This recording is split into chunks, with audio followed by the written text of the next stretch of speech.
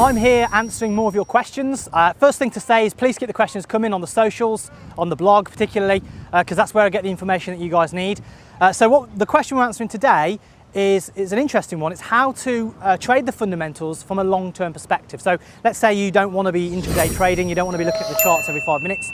You just want to look at the big picture, place your trade, forget about it. Well, the best way to do that is to, like I said, trade the fundamentals, but basically you're trading the central bank policy divergence is much more in focus. So basically you're looking at all the central banks around the world, you're looking at the central banks' policies, and what you're trying to do is you're trying to find two central banks with the most extreme opposite policies. So for example, at this moment in time, the Federal Reserve have got the most positive policy out of all the major central banks because they're the only ones, or they're the first ones that everyone's thinking is going to hike their rate. Now that could change, but at this moment, that's the most positive central bank. Now what's the most negative central bank? Well, it would have to be probably the ECB or the Bank of Japan because they're both in the middle of QE programs. The Bank of Japan, as I stand in October 2015, is rumoured to be about to expand to a third round of that QE program, which will weaken the Japanese yen further. So the point I'm making is if you've got two central banks and they've kind of got similar policies, you're not interested, you want extremes. That's the first step.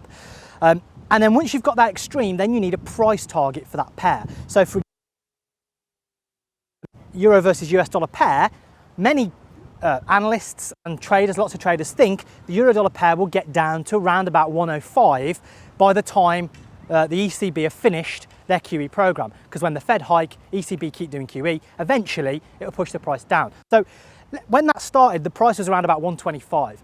So if you're trading really long term, you're going to sell euro dollar because you've got those two divergences, and you're just going to basically hold till 105, and you're going to get all the ups and downs in the meantime. But again, that's just part and parcel of trading long term. You're going to see, thousands of pips of profit evaporate and then come back.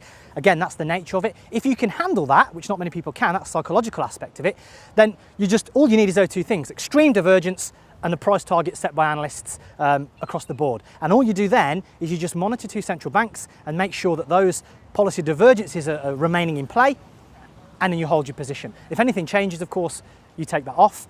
And of course, if your price target gets hit, you take your profit. So hope that helped. Keep the questions coming, and I'll be back soon with another video answering those questions for you guys.